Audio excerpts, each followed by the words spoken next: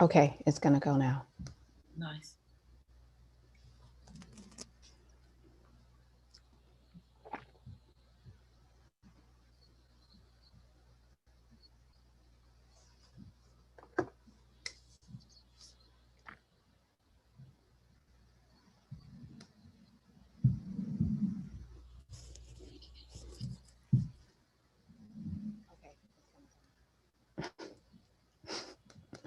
Good morning, everyone.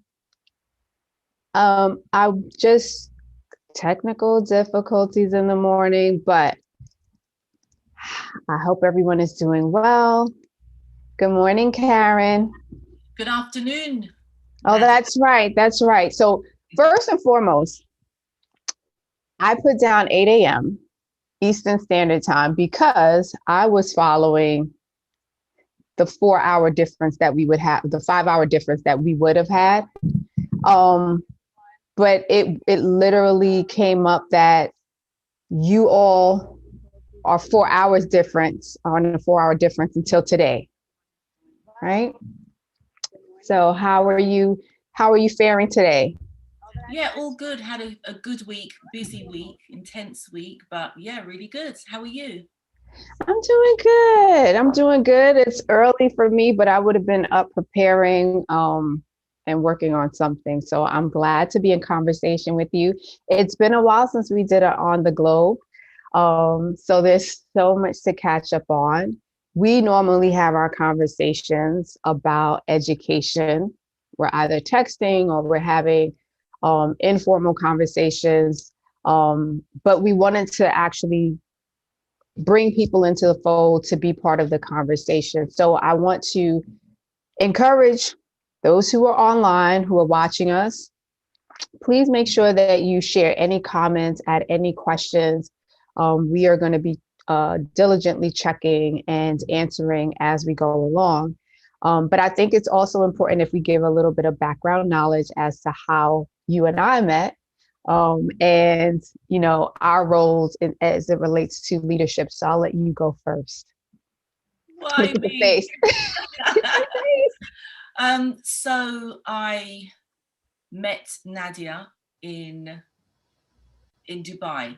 But what Mm-hmm. was interesting is that, and I can see how people did this. At first, people were confusing us. People come up to me and say, "Oh, Dr. Lopez." I'm like, "No, it's that one over there." So Nadia was in the top 50 of the Global Teacher Prize winners and forms part of a global alumni. And so it's every year at the Global Education Skills Forum, I would get to meet people. And so this was literally 3, 4 years ago. I think It it's was 2017, so 4 years ago. okay, so 2017.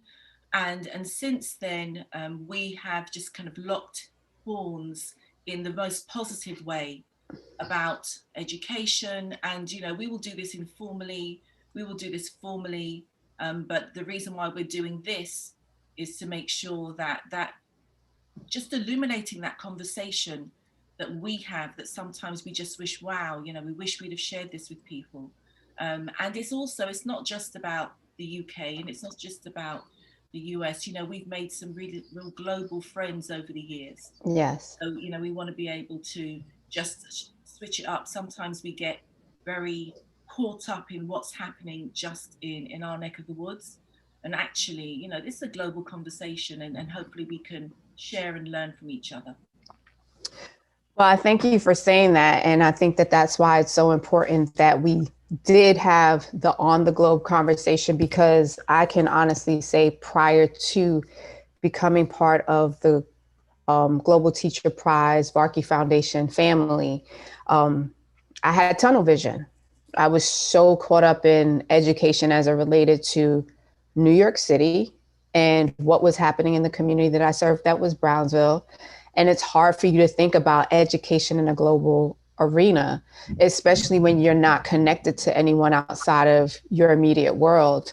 And so, what it allowed me to see is that there are so many similarities, no matter the location, there is a struggle when it comes to leadership, especially for individuals, women of color, and the fact that there isn't always support that's happening. And so the relationships that we have forged, you've helped to expand my knowledge, always connecting me through Twitter.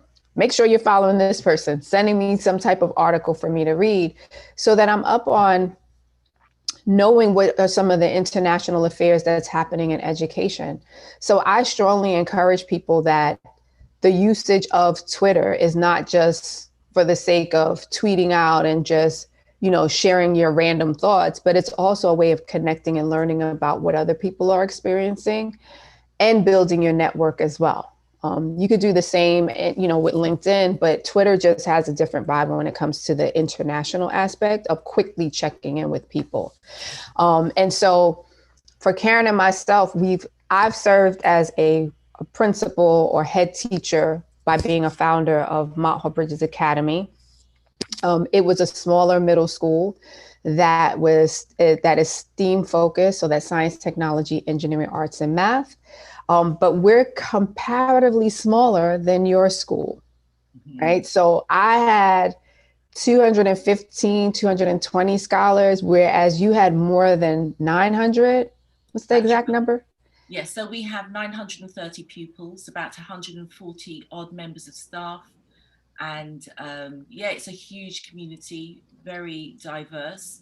Diverse in the way that 100% of my children come from somewhere else in the world, about 50% Asian, as in Indian, Gujarati speaking Indian. The next largest group are Tamil Sri Lankan. And then we have all sorts of mixes, Somali, Eastern European, African Caribbean, and so on. And so it's a real, it's everything you don't think it's going to be. But the best thing about all of our pupils is they're highly aspirational. And so, I'm just blessed every day that I work with families and communities who want to learn, who want to advance. And so therefore my whole social mobility, social justice thing, that I'm 50% there because they're already there. Now, let me ask you, the fact that it's so diverse, is that related to the community that it's located in? Specifically, are there, because I've been to the school, I've seen it in operation. It's an amazing learning environment. And the families are so trusting, not only of yourself, but also the staff as well. So are there other school options, or do the families primarily choose to send them to Barham? Yes and yes. Okay. Yeah. So there are lots of schools in our locality. And but I do think, because we're all scrambling around because of demographics, we're all scrambling around for the same children at the moment. So lots of schools are experiencing falling roles. Obviously, we have to wait until we catch up with the lockdown babies that are coming our way. But we also have people who recognize what we do. And this is my 18th year of headship at the school. A Black female in what I would call an Asian stronghold. So it's predominantly an Indian community. That again is unusual, but again, I've gained the trust of the community. And so it is where you've got that stability, it means that you then have a trust and people will recommend. So generations of teachers and children and families are recommending our school. So we are full. We have a little bit of a waiting list, and we're in a very privileged position, and we don't take that for granted because we know that could switch anytime. So let me delve in deeper about that. The fact that you have been in the school as the head teacher for 18 years, as a Black woman leading a multiply diverse and culturally diverse community, how, right? Because especially now with COVID, there was pressure before COVID, but there are Black women right now in leadership who are feeling the angst of the position, who are in like they've been overwhelmed, they lack the support. I hear what you're saying in terms of there's trust that happens. The families are trusting you, but you're constantly making decisions every single day, not every week, every single day. So how are you managing to do that? Right. Okay. So let me admit now Mm-hmm. that I am not doing that by myself. When you have a school which is large, it means that you then have the economies of scale that enables you to employ a large strategic team.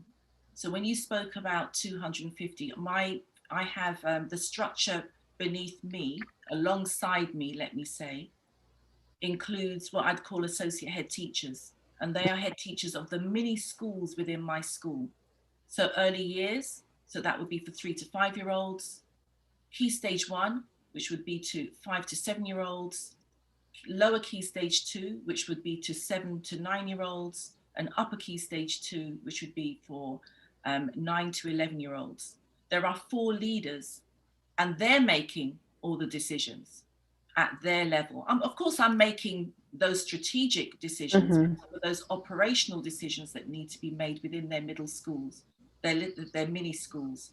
There's also middle leaders who head up a year group. So the beauty of all of this is that I can afford to do that. And it means that you get quality leadership at every level. So I'm not caught up in the things that burn you out on a daily basis because of the volume of those decisions. I'm caught up in those big strategic decisions, and sometimes, and it again leaves me free for when I have to get caught up in some of those smaller decisions. So I had a conversation with an ex-colleague the other day, and I know that she's here, and she said, I wish I'd have known your structure and the recommendation that when you go for headship, yes, of course, small schools need heads too. But at the same time, I always knew that I liked large organizations because of the economies of scale, because my budget is what it is, because the number of people I have enable it to work in a way that is not going to burn me out. And the 18 years thing, when people say to me now, you've been there for 18 years, and some would look upon that in terms of admiration and think, wow, 18 years. And there's a little part of me that says, Karen, you're so unambitious that you've been doing this for 18 years.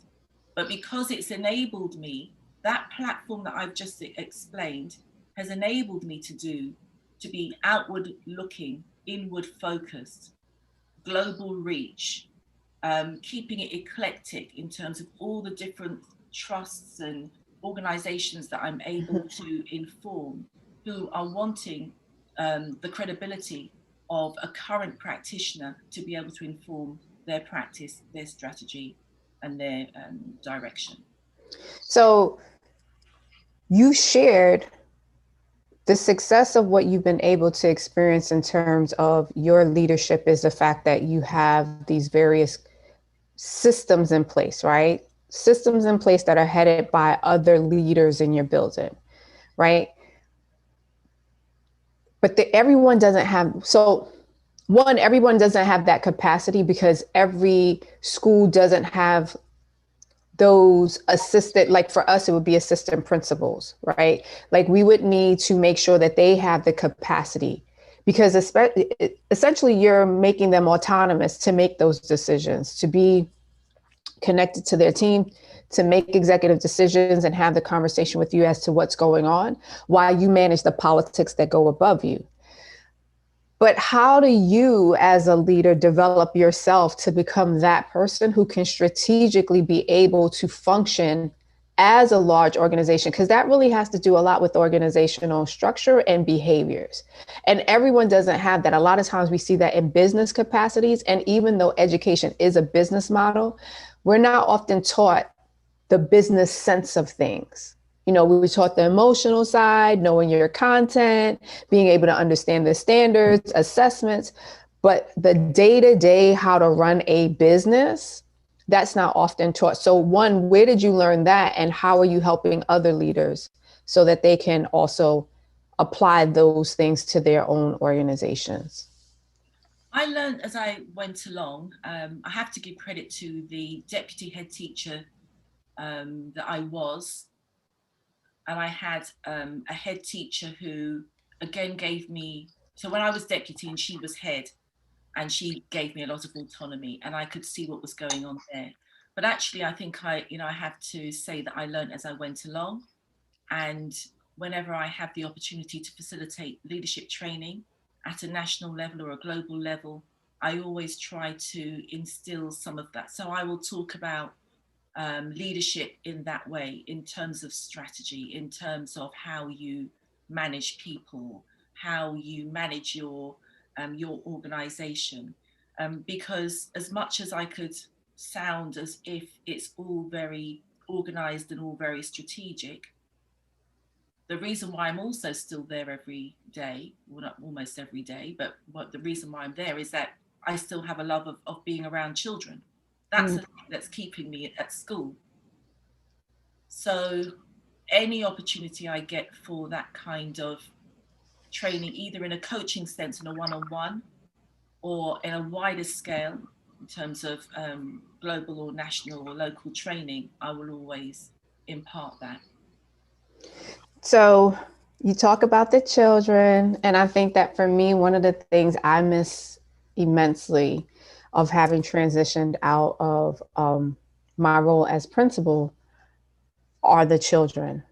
And I want to ask you about the children, but I also want to just make sure people, those who don't know me specifically and don't know you specifically, being very clear about why I'm no longer in my position as principal of Mott Hall. And it really came down to, I had to choose life or death because my health was being impacted by my role. And so that's why I was asking Karen those questions, because what she's able to provide insight on. Like I don't have a Karen while I have her on text and I have her on phone anytime I need. That one-to-one mentor didn't exist for me as a leader. And being able to find balance between the work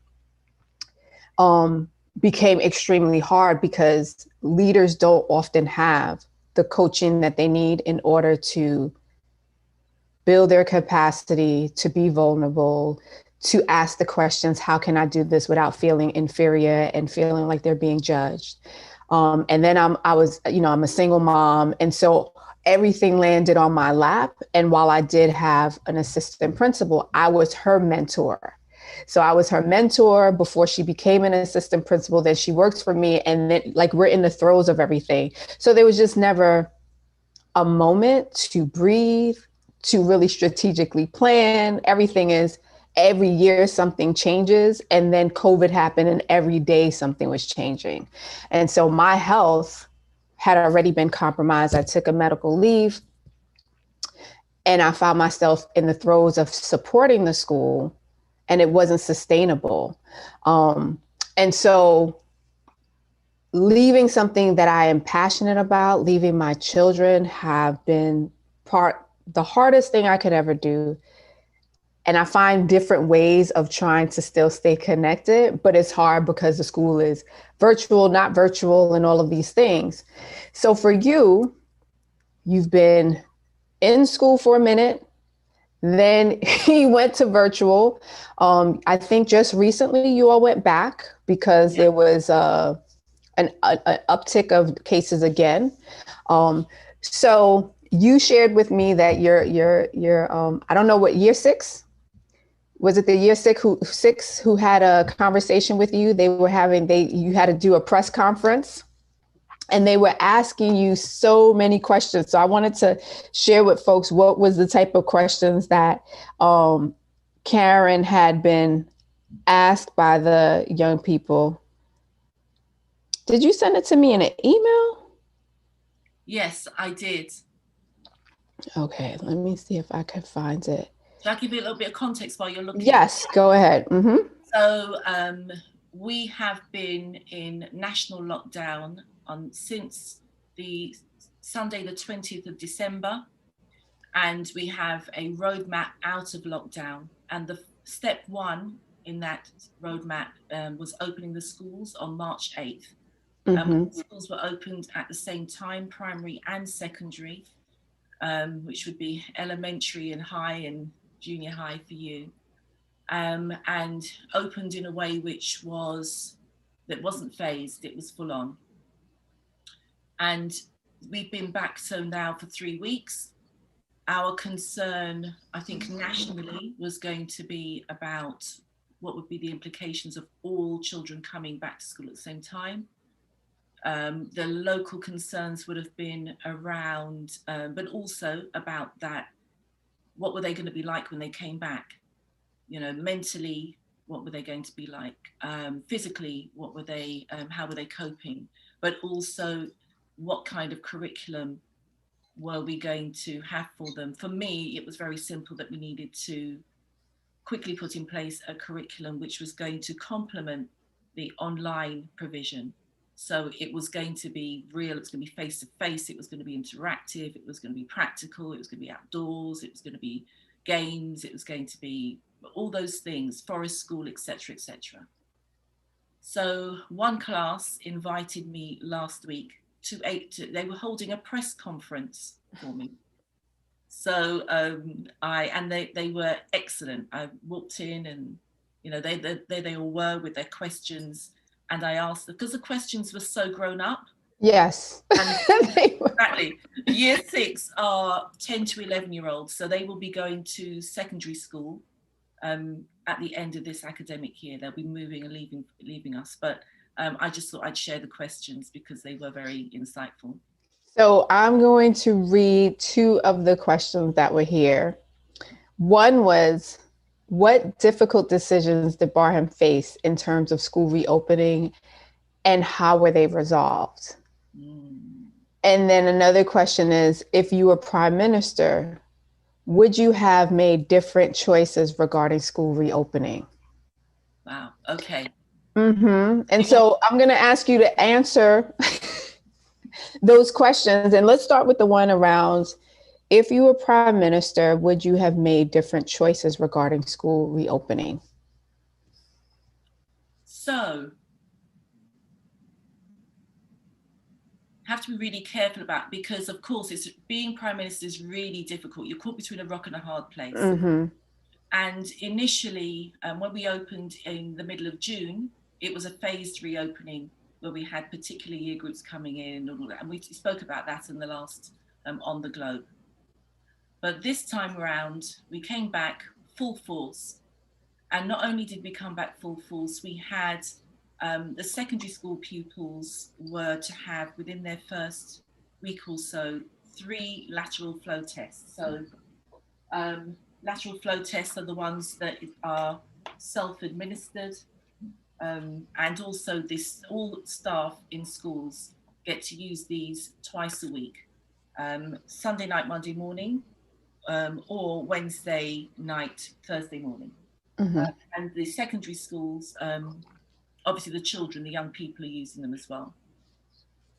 So the difficult decision about coming back, I just felt that we could have phased, but actually it was better just to get them all back at one time. For us, it was. And we've only had to close 1 class so far in the 3 weeks. And they were after the self-isolation period is 10 days. And so they'll be returning to school on Monday. So in answer to the question, I think that it was probably a good idea for us to come back. For us, it seems to have been a good idea. I think the phasing makes life really complicated, logistically really difficult. It is safe because it means then that we can watch and see what the rate of infection is like. And I think that's happening anyway. We're watching the rate of infection. As you know, you're also faced with the concerns about the new variants. You know, viruses doing what viruses do. They morph and come back stronger. So there is concerns about the viruses that are currently moving around or growing, which is the South African variant particularly, and its resistance to the vaccine, and of course the whole vaccine rollout.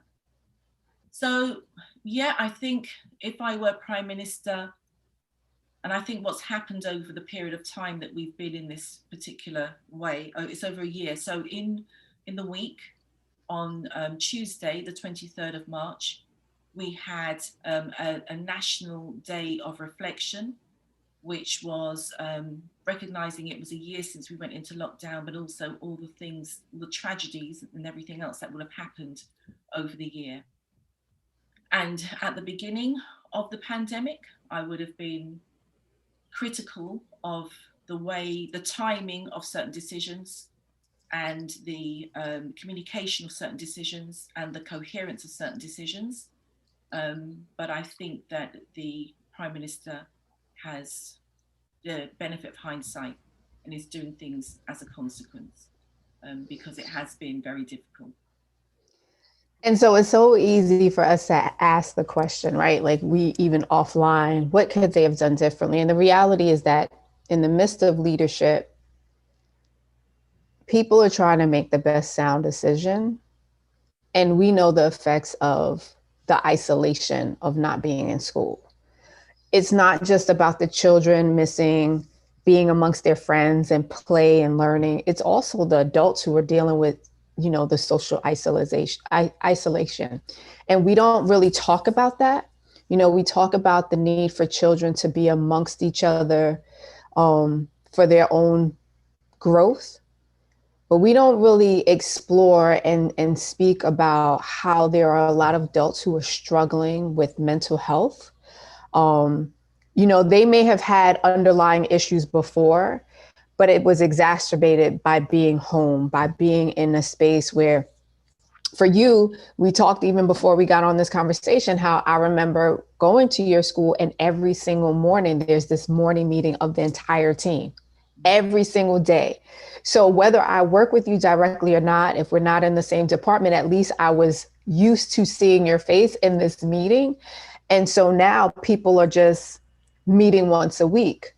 So how are you helping your team, right? I didn't even get to how you're helping yourself yet, but how are you helping your team to manage? One, thinking about it from the remote standpoint, what were some things you may have put in place? But now as they transition back, the anxiety of being in the building for many of them, how are you helping with that? Really interesting. So if you remember, I spoke about return to work interviews when we first spoke. And again, I offered return to work interviews because, and what I found was And that, share what the work those interviews are, because folks don't know. okay, What interviews so are. I was concerned about people holistically coming back. Mm-hmm. And of course, you have that one-to-one conversation with someone, but you're also picking up the intelligence that some people are not coping as well as as others, and some people don't necessarily have the resources and the resilience to be able to cope, and they've got particular anxieties about that have built up whilst they've been out of school.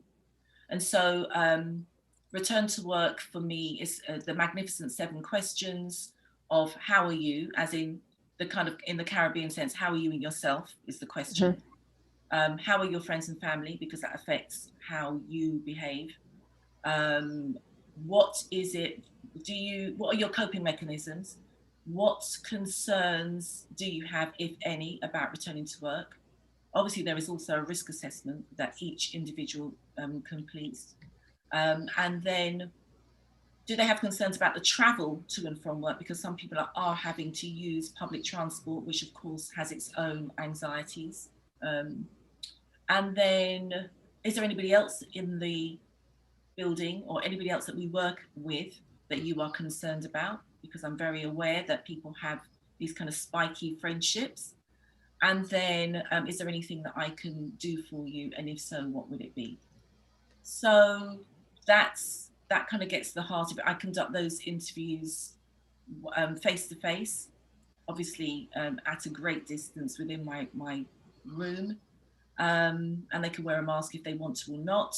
But it means then that you've got that face-to-face intimacy where people can disclose what they need to disclose. Obviously, there are still probably about 4 or 5 members of staff, I think it's probably about 5 or 6 to be honest, who are still at home because they have been deemed to be clinically extremely vulnerable. And so they would have received a letter from their doctor and the doctor has asked them to stay at home up until the 31st of March. But we break up for the Easter break on Maundy Thursday, which is the 1st of April. So it's, yeah, I think that the whole holistic side of things, people have been really good this time coming back. They've been relieved to come back. Being in lockdown this time round, in the dark, in the cold, when we didn't really have an understanding of the steps out of lockdown, it was interminable. We weren't sure what was going on. That was hard. But then having a sense of purpose and having somewhere to come every day and come and seeing the children and seeing their colleagues, that in itself, I would say almost 100% people have been really pleased about. There's no one who's come to me and said, I really hate being back. I'm really concerned. And the children also have been really pleased to be back because, again, we were beginning to see some of the lights dim in their eyes on the screen in real time.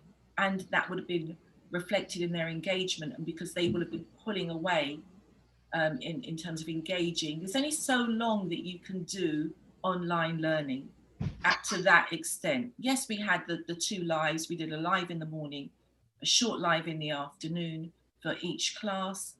But again, it's not everyone's preferred style. And sometimes like children who need that emotional connection, that's when we decided to invite those particular individuals to come into school, even though we were closed, and just say, join this provision for the critical workers or for those children who are vulnerable. And not making it obvious, just saying, hey, you should come to school. And were there teachers, specific teachers who taught those children who were willing to come in?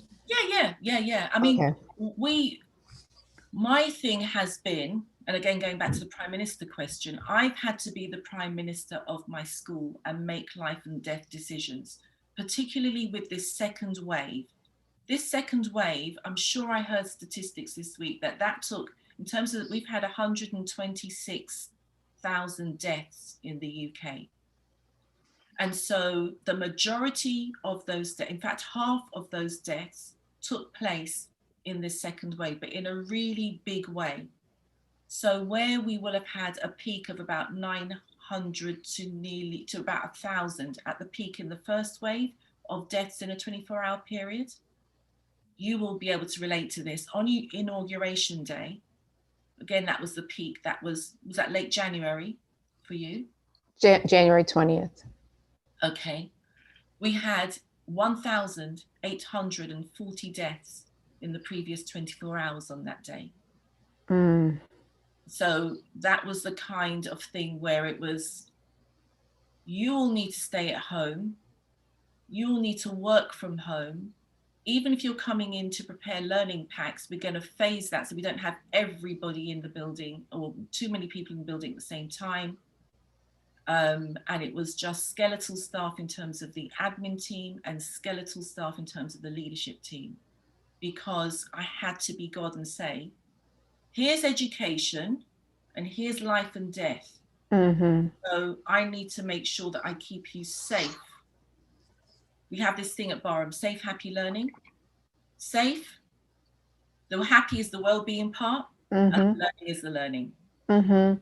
And so let me give you credit when credit is due, right? I think it's important to say to you what you've done is commendable. It is not an easy feat to do it for a school as large as yours. And while you say that the staff and the children were happy to come back and no one had any reservations, it's really because of what you put in place. And I think that's important for people to understand. The type of environment that you cultivate comes from the heart. Like, leadership is hard. Leadership is about making on the ground decisions. And sometimes there's going to be casualties as a result of it. But you have been intuitive. You have been intentional. You have demonstrated compassion and empathy. All of the things that you can't learn in a book, but it comes from the practice. It comes from being present, which is why those morning meetings have always been important for your staff, because you make yourself available and present for people to see you to check in with folks, to put your hand on their shoulder, to say, good morning, how are you? Good to see you today. Lovely bow in your hair, whatever the case may be. I love the way you know, your new shirt or whatever the case may be. People feel seen. Mm-hmm. And so those little touches that happens, it's important to know that that's what goes into the fiber of a school, because yes, to ask the question about the prime minister could be a loaded question, but the reality is that he is not physically in your building. He's going to make an executive decision, but how you manage, how you lead, you allow people to develop a trust with you that they know at the end of the day, you have their best interest at heart. So my question to you is, who's asking you those interview questions? Who's saying to Karen, right? Because for many of us who have been in leadership, that's part of the issue. No one is checking in to say, how are you feeling today? What are your coping mechanisms? How are you able to transport yourself from home to work? Who's at home with you? When do you have the downtime? When you are the leader, we've had conversations about the decision fatigue, right? And even in the midst of COVID, for those who don't really know your background story, you even had a tremendous loss by losing your dad, right? And in another state. So he was here in the United States, right? And in New York, where it was like, it was horrendous the amount of people that we've lost, and not being able to even have the closure around that, and still have to say, and I still have to put on a brave face. And I can't even share this with my team right now because I don't want to take away from what we're all experiencing, right? So who's checking in on you and interviewing you to say, besides your brother Colin, who I know is on here, who is your ride or die, before he's like, hello, Colin, not talking about you. Not talking about you. And myself, who's like, hey, Karen, what's going on? How are you feeling? Like, who outside of that orbit, and your women's group? And thank God you created a group of women, because sometimes we intuitively know that we're going to need this for ourselves. That, especially as Black women, the only people who understand our plight is another Black woman who can say, hey, hold on. But in the world of education, let's be honest about answering that part of it. Who's checking in on you? So I have Black, white, all sorts of women who check in on me. And it's, so my team, I kind of keep talking about my team, and they're quite protective of me. So it might not be in that kind of, if they see anything coming for me, either emotionally or physically, they kind of almost like forming this, and I'm like, no, it's okay. Mm-hmm. I know they've got my back. I'm glad you mentioned my brother, who you call Colin and I call Junior, but because I got berated the last time, most definitely. But he does it in this real kind of, you okay? Everything okay? I'm like, yep, it's fine.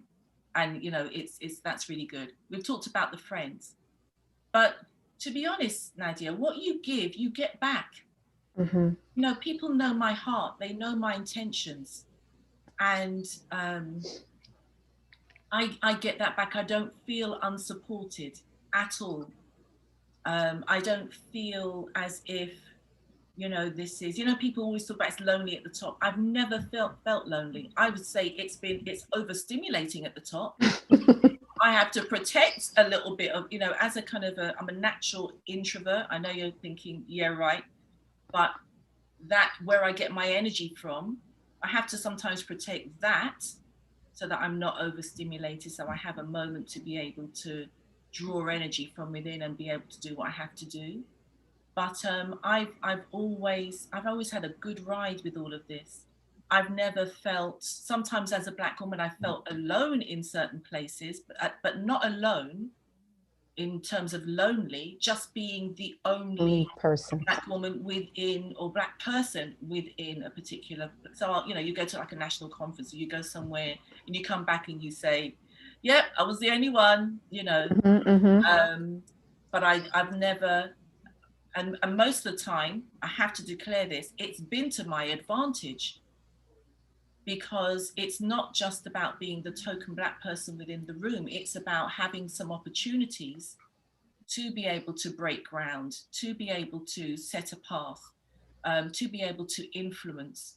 And so when people say to me, why is it that you're so involved in so many things?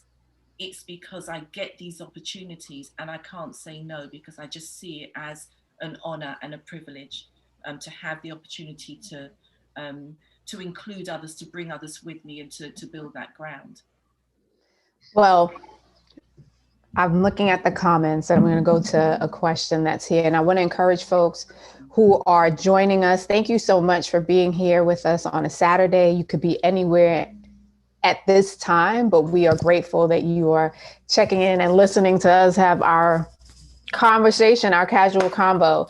But, you know, Colin has, I guess because you said I call him Colin and you call him Junior, he was like Mr. Giles. Anyway, Colin, we're not even doing that. But there is a question that came from Joy.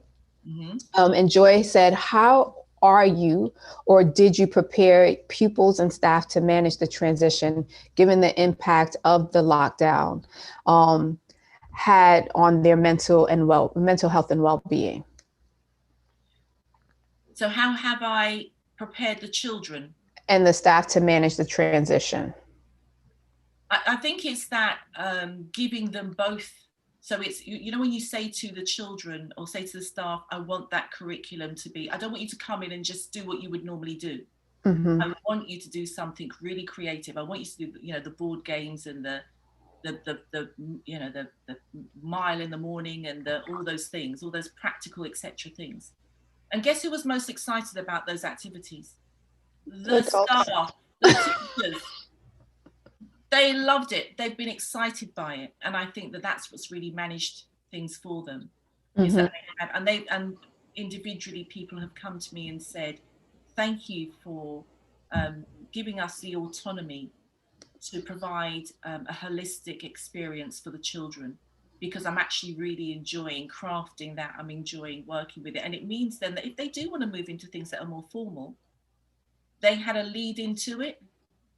And it gave them the opportunity not only to check in with the kids, because that's part of it, it's being able to assess where the children are, but it's also for them to almost make that transition in themselves in a way which is not going to be too harsh and punitive, having come out of 3 months of lockdown. You know, that just to say that, I think that's again goes to your leadership. Because one of the things that I did in my school was I wanted the staff to know, yes, we have mandates, but I want you to be creative as well. I want you to know that you know the children best, you know what needs to be done. And, you know, we can take a break from all of that. Do the things that brings joy. And then even asking them, because I think that sometimes in the world that we're in, we use these words haphazardly without asking people what they really understand about the word. So if I say to someone, what does joy look like, right? You know, there's so many people who haven't experienced joy in a very long time, especially right now in this pandemic with all that's happened.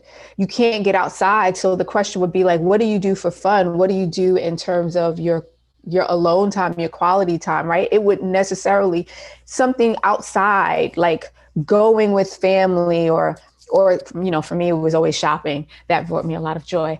But, you know, if you're on lockdown, what does that look like? How have you been able to change that? And sometimes people can't think because they've been so used to operating in a certain way. And so something like a game, like sometimes we have to tap into our own childhood to remember what were the things that made us happy?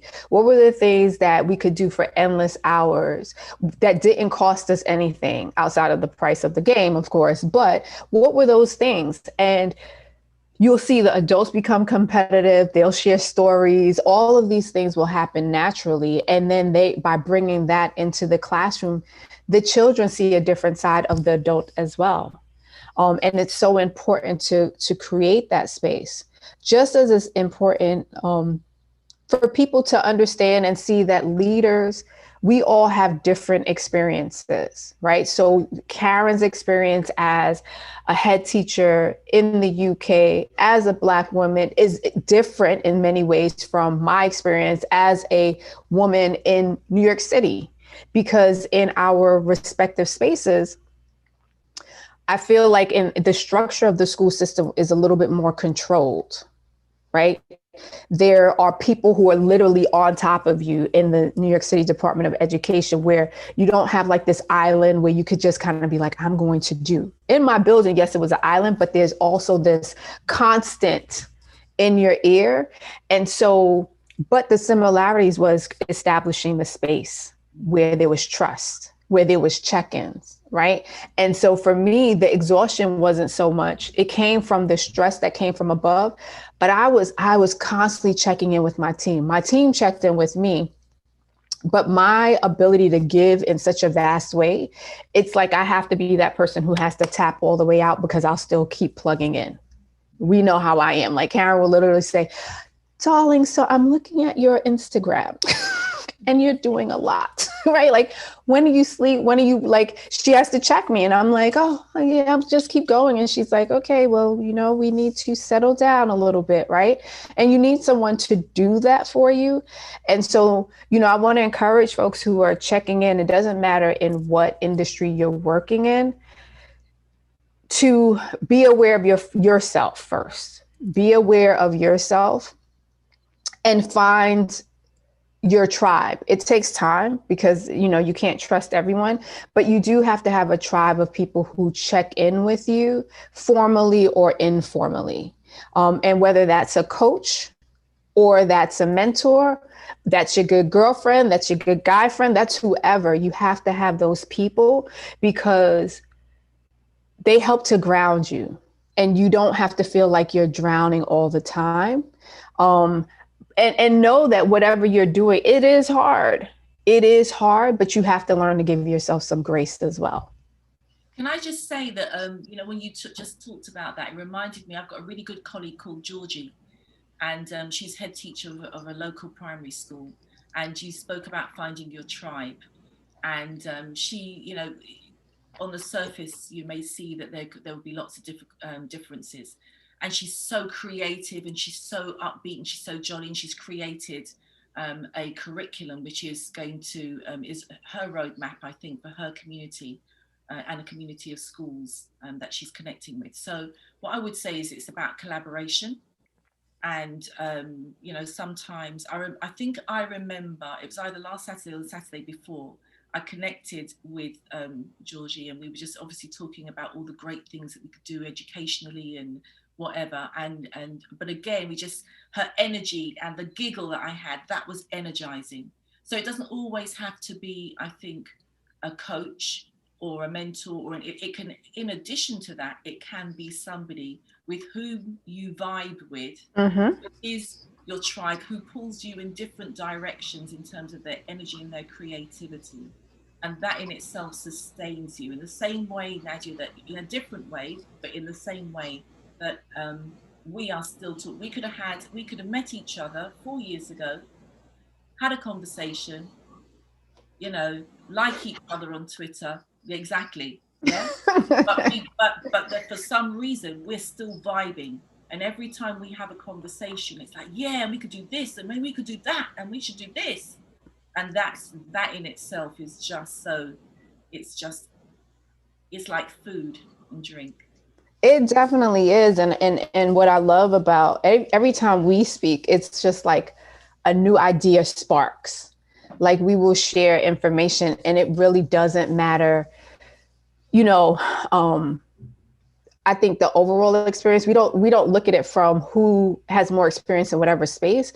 It's just the sisterhood and the good conversation and learning from each other. I get so excited. I'm like, oh my God, like literally we will be on a phone for maybe the intention is 10 minutes. It turns into 2 hours. And it's like, all right. Never do we 10 minutes. It never happens. It never happens. But that just goes to show like the importance of staying connected and checking in with each other. And so, for again, anyone who has a question or a comment, please feel free to put it inside of the chat, because I am actively looking at the chat as well to make sure that we cover anything. Go ahead, Karen.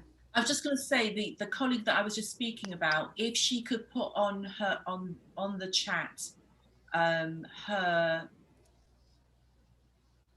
thing, Her thing, the thing she does, her creative stuff.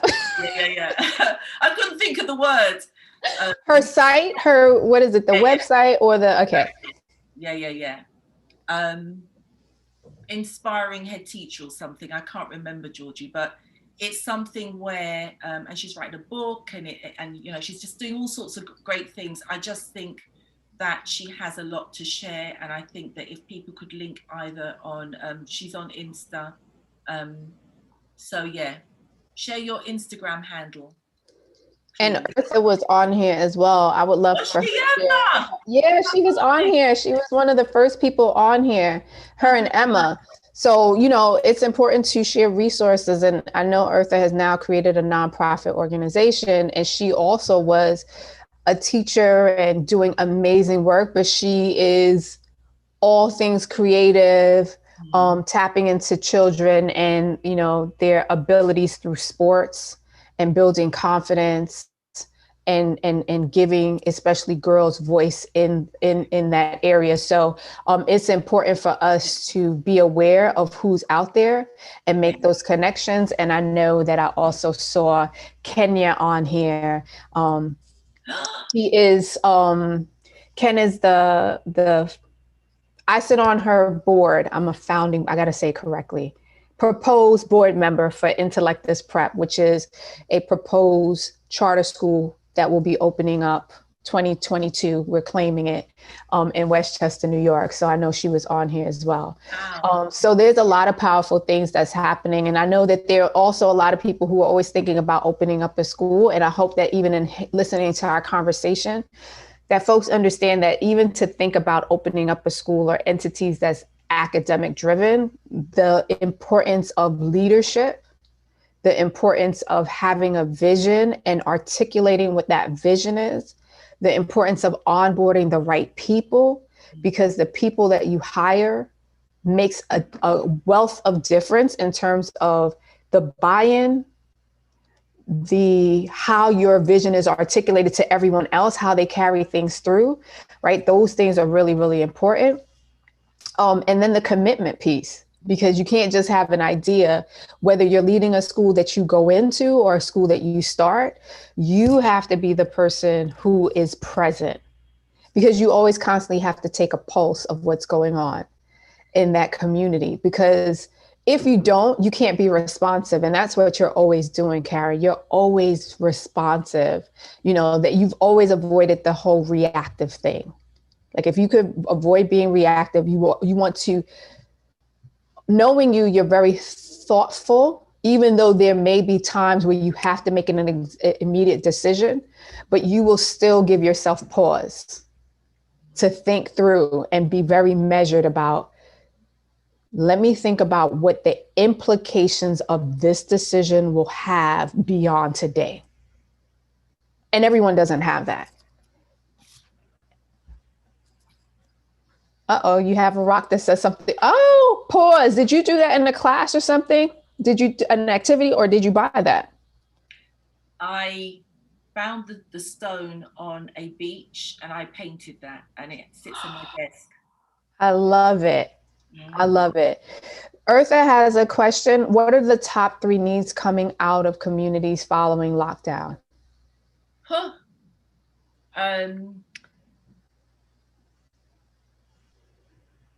I want to say food insecurity, but financial insecurity, that I just didn't anticipate it was going to be on that level.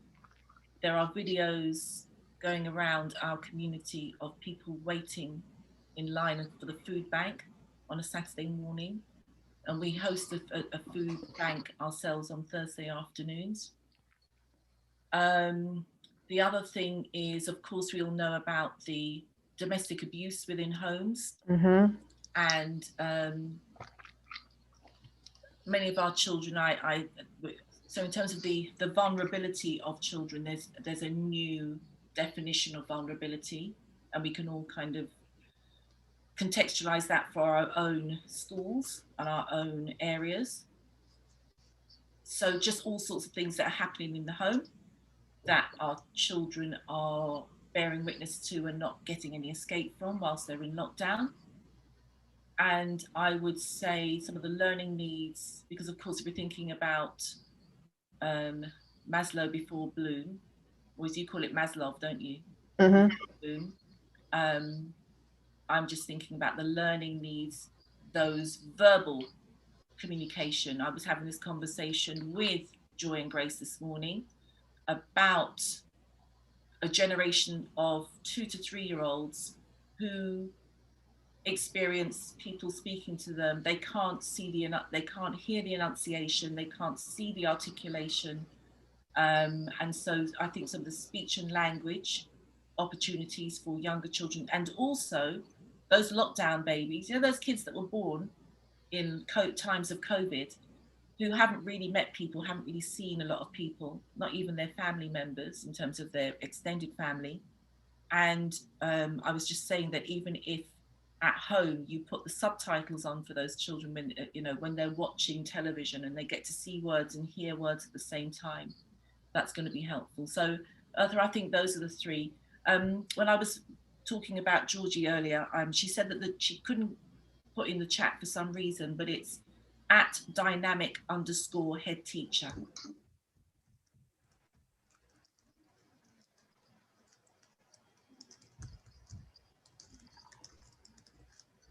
But really good question, Eartha, because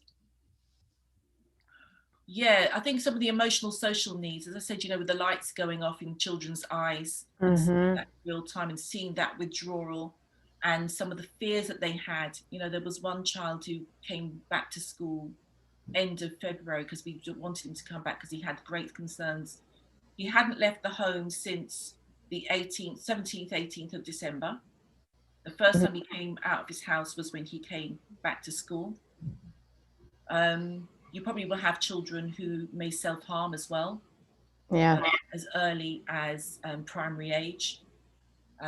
All of those emotional things. So I'm really wanting our children to have the emotional vocabulary, the emotional literacy to be able to express themselves and express their concerns and express their needs, but also for the adults to have the insight. So they've had some training by an organization called Mind, our year leaders. So that means that they're able to spot within their teams, but hopefully that can get cascaded in some way so that the teams can then can spot within the children those mental health needs. So as we are wrapping up, we have a minute to go. There was a question posed by Joan Johnson, and I know that she and I have messaged through LinkedIn. She wanted to know, Karen, if you know or could recommend any mentors, teachers for middle leaders. I could. So I believe in a cascade model. So I think that people who are receiving, who are being mentored, should also cascade that to others. And I think that that might be a way of adding capacity so that it's not just the same people. So we know that we learn better when we teach or share what we've learned, if we have to articulate that. So I would approach somebody who is being mentored for them to, and to do it in that. So if you are a senior leader who is mentoring a middle leader, then the middle leader needs to find someone to mentor. And then we can just put some capacity in. So it's not always the burnout from the top. But I think she's looking specifically for someone. Yeah. Okay. All right. And where is she located? Joan, you have to put in where you're located, 1. And 2, I would also say follow Karen because on the post in LinkedIn, I highlighted her name, and you could probably send her a direct message as well. And just so folks know that as a result of what I experienced, I then created my own leadership support network, if you will. So I provide one-on-one coaching as well as group coaching. I started off with group coaching, a cohort called the Rec Room, and I love it. It brings me so much joy because I finally get to provide the thing that I wanted to see for myself, and to have women mentor each other, women who did not realize that they had power within them, that they had knowledge, because sometimes even in the work, we feel like we don't know enough. And I'm like, you all are so powerful and you know. And so what we've been able to do in terms of exchanging information, the transformation that has happened has been outstanding. And then I got a message that I said I'm going to post in a little bit. A woman who was a few years ago, she was at her wit's end. She was done. I was giving out called the Lift Gift.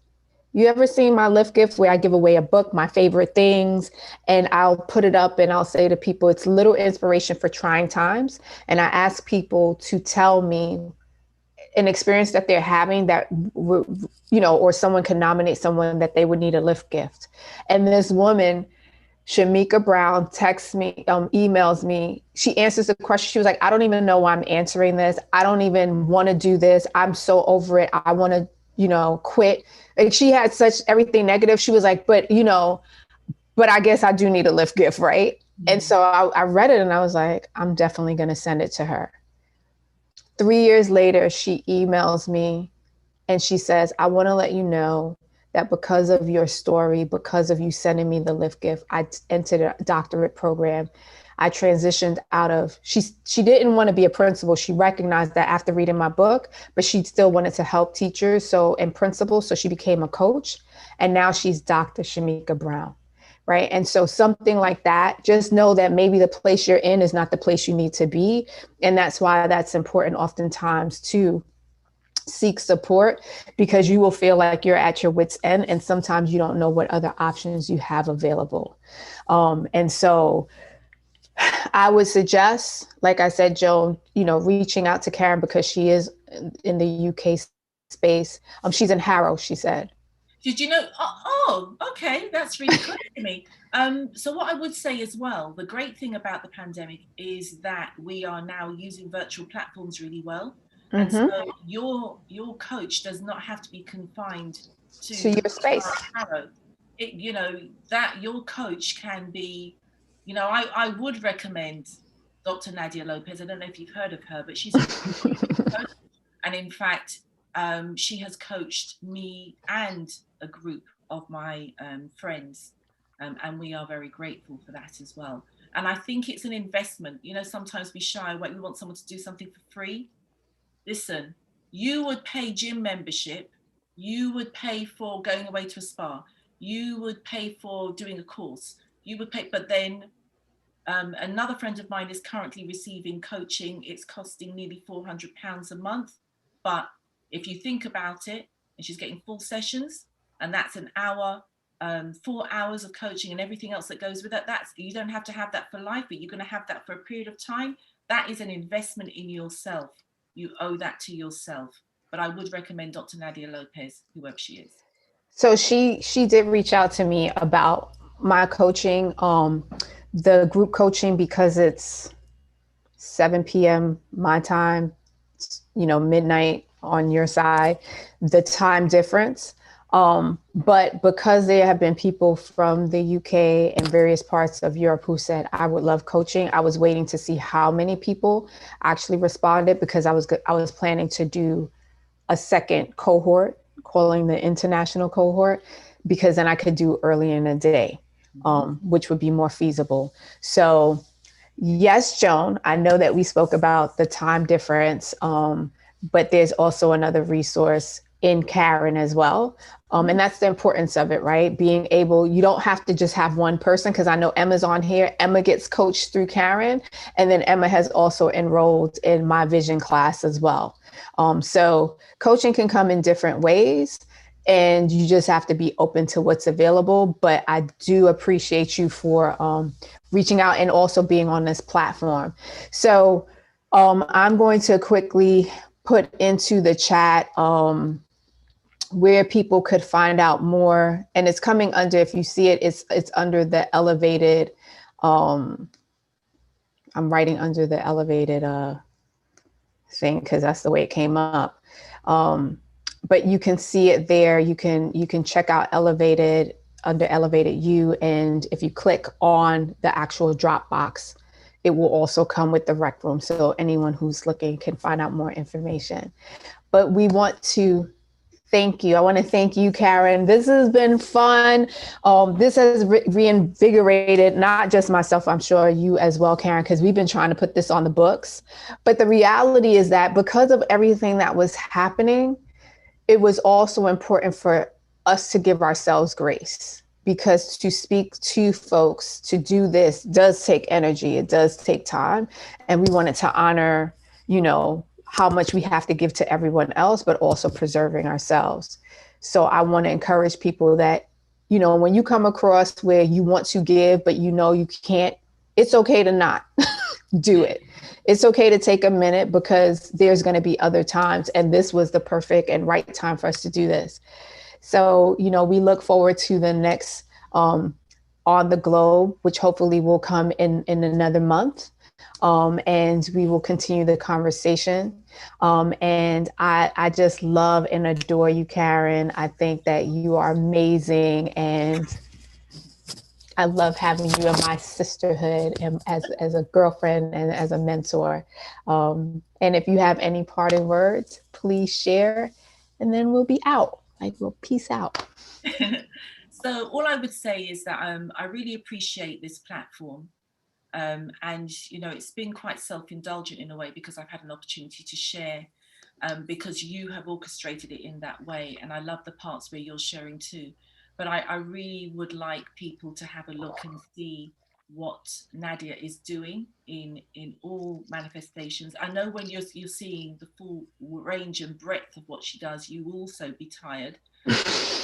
But I really do think it's valuable just to see what she's offering, how valuable that can be, and for us all to share. Because again, there have been some people that we've mentioned today that have got some great things to share, and just have a look and keep going. This is gonna be okay. We are more resilient than we thought we were going to be. So it's all good. It's all good in the neighborhood.